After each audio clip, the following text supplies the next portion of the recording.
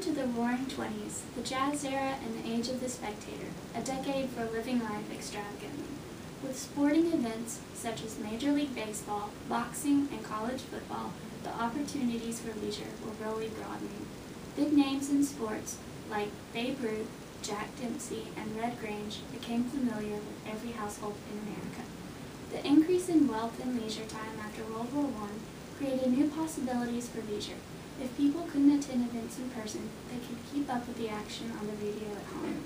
Horse racing became a popular spectator sport in which money would be gambled by placing bets on racehorses. One of the greatest thoroughbred racehorses of the decade was Man of War. Let's take a look back at one of the most extravagant eras. What a marvelous age we live in.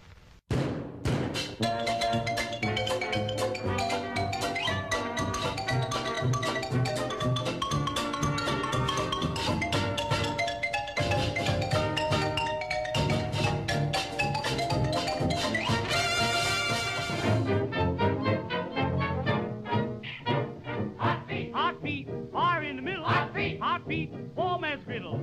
Heartbeat, sizzling through. Oh, what will I do? Like chili bop bop bop. Heartbeat, stinging like a busy bee. Trot beat, smoke like a chimney. Hot heat, burning terribly, nearly makes a furnace out of me.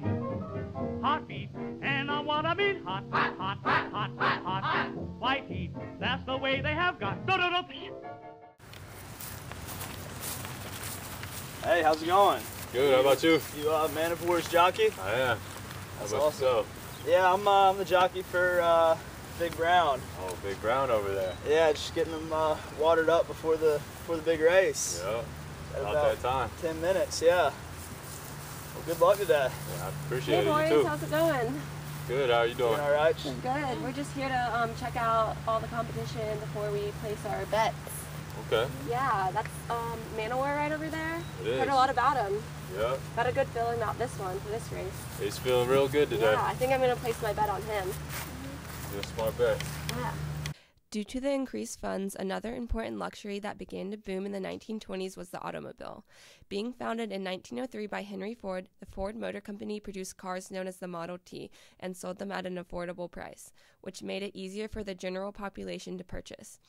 At a small price of $263, the amount of cars on the roads increased, which improved transportation and made transitioning from your daytime recreation to the nightlife recreation a lot easier.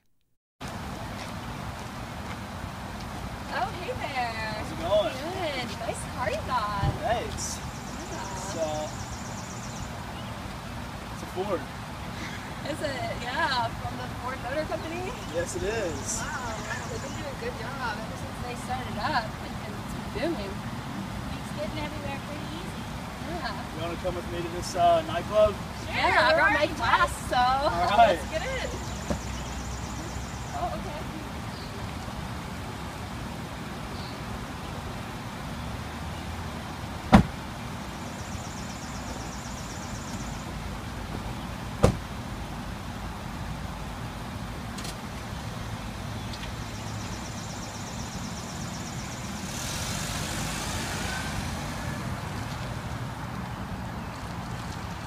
That's the way they have got. Do do do. Hot feet, Charleston's doing it. Shot feet, Black Bottom ruined him. Hot feet, hear him yell. Oh, what's so hot feet? Due to the prohibition law being enforced on January 16, 1920, it banned all alcoholic beverages consumed or sold in areas such as bars and saloons.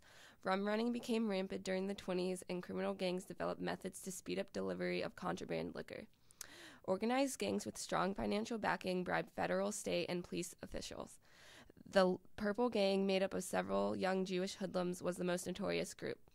They were also the major supplier for Al Capone. To enjoy the smuggled supplies of liquor, speakeasies started to pop up in cities such as Detroit. Speakeasies were secret clubs either in a basement or top floor of local businesses, which opened the civilians to enjoy booze that was typically imported from other countries and brought along rivers such as the Detroit River. Since the activity was considered illegal in this era, speakeasies kept a low profile by posing as local businesses such as barbershops, meat markets, and drugstores, and using secret entrance codes such as Joe Sent Me. In addition to alcohol, speakeasies also featured jazz bands and dancing, providing a lively atmosphere for flappers to enjoy.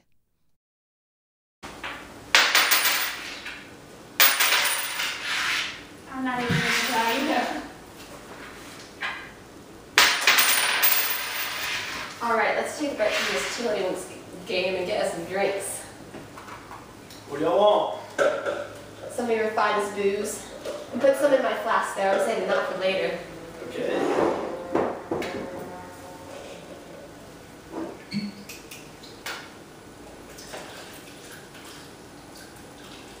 So just me, or is it even better now that the government doesn't want us to have this stuff?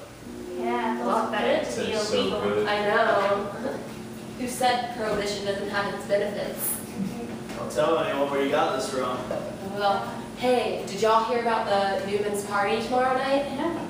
Yeah, they got booze from one of Al Capone's peoples, so we'll have plenty there. So bring your flask. That'll be good stuff. Yeah, and also wear something short and sparkly too, since we can afford it now. Yeah. Oh, this is my favorite song. I love me some good jazz music. Yeah. Have you been practicing your Charleston? Yeah. All right, let's go and show these boys what us flapper girls got.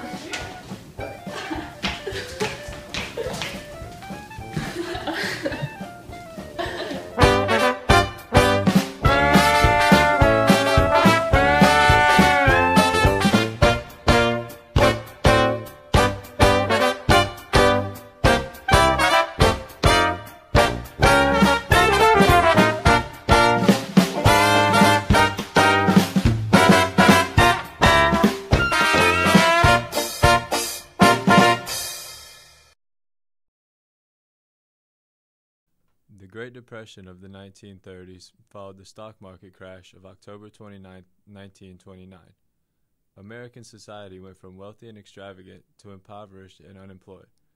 Much of the same leisure activities remained present from the 1920s, but it was much less of a spectacle. Pig is an animal with dirt on his face. His shoes are a terrible disgrace. He ain't got no manners when he eats his... Well, here's a tour. This is the living room, the kitchen. This is where we sleep. Got a Got a nice cushion. comfortable bed.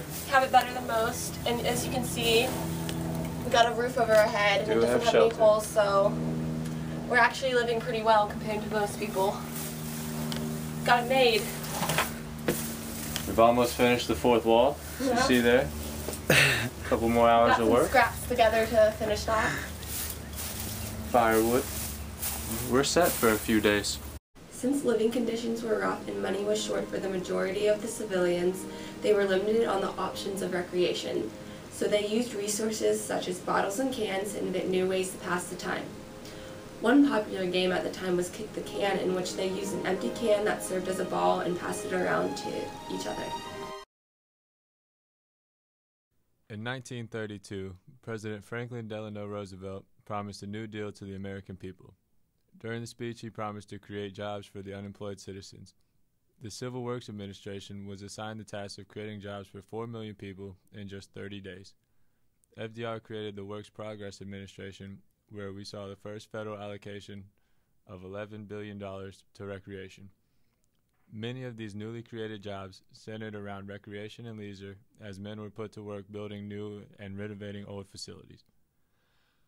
These facilities range all over the leisure spectrum, including baseball fields, swimming pools, ski slopes, golf ranges, picnic and campgrounds, trails, and buildings for recreational purposes.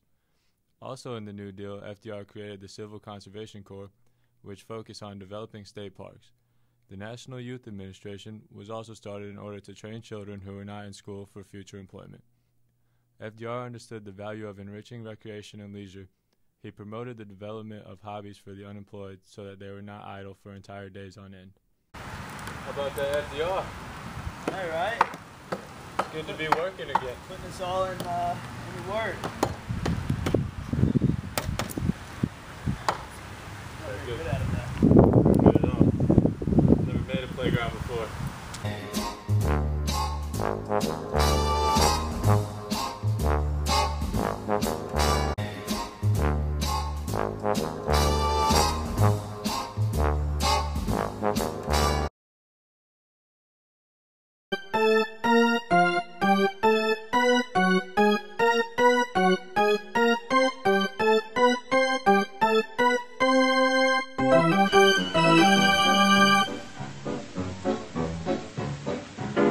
don't mean a thing if you ain't got that swing.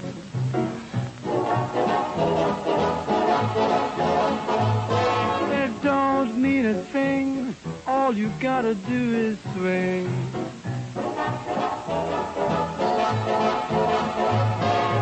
Makes no difference if it's sweet or hot.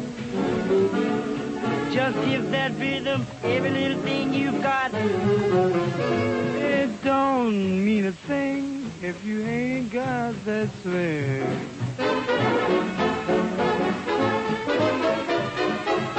People were commonly found playing a game of baseball or a round of golf to pass the time during the day, and listening to the radio, whether it was the news, a baseball game, or the emerging swing music of Duke Ellington, Frank Sinatra, and the like in the evenings.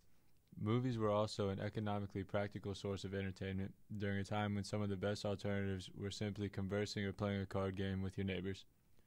They would have preferred to be doing other activities such as attending a play or going on an automobile excursion.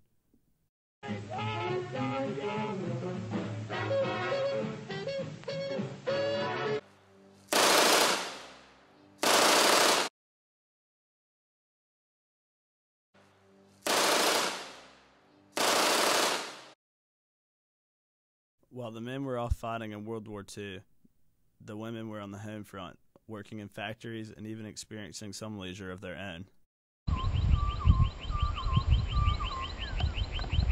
Due to the massive amounts of men moving out of the country for the World War II efforts, Chicago Cubs owner Philip Wrigley Jr. was worried that the ballparks would close from lack of attention. Because of this, he started the Women's League, so that the ballparks would be used for women's leisure while the men were out of the country.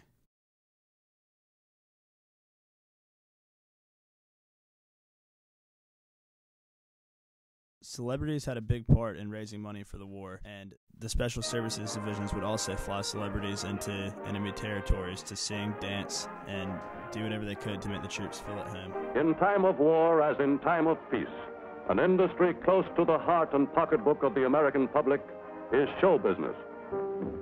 I'm a-coming, sorry that I made you wait.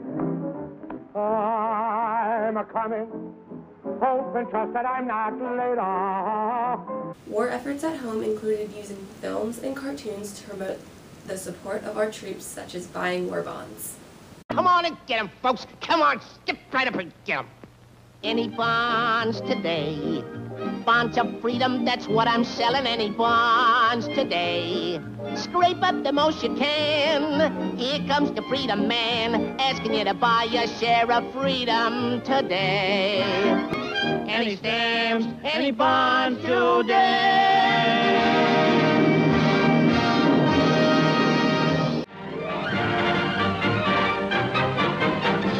When the armed forces needed them the most, many women moved out from their rural farmlands into the urban cities to help support the war effort.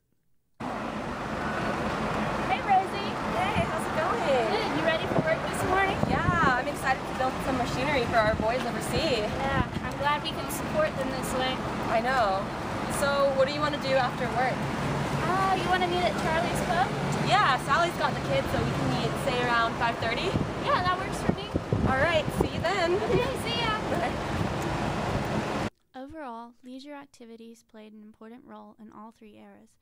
The variety and type of leisure, depending on the circumstances specific to each decade, ultimately shaped the lavish lifestyle of the Roaring Twenties, the overcoming years of the Great Depression, and the changing times of World War II.